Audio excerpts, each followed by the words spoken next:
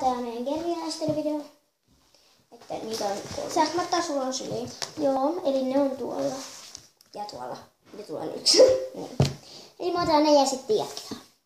Eli nipputaan houkutaan. Uniikin kuultiin haluaa tulla sieltä. Onko kentä? Onko tässä näin kameraa?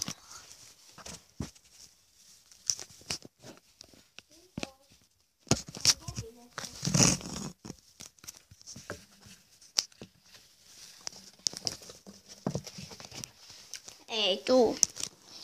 Tai se on joo. Tule.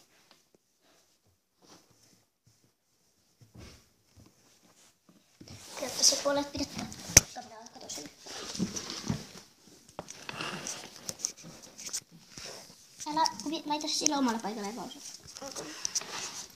Siinä on paha sulo. Siinä on sulo. Katsoks siinä vähän kameraa?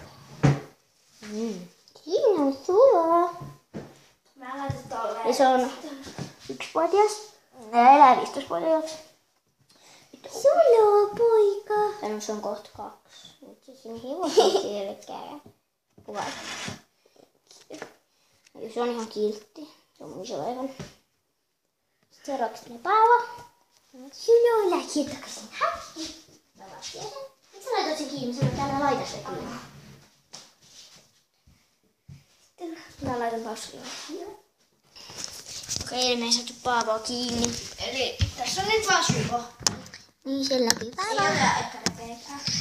Niin, repeä. Sulla pystyttiin ottaa. Mä en saanut oikeesti Paavoa kiinni. En tiedä mikä se nyt oli.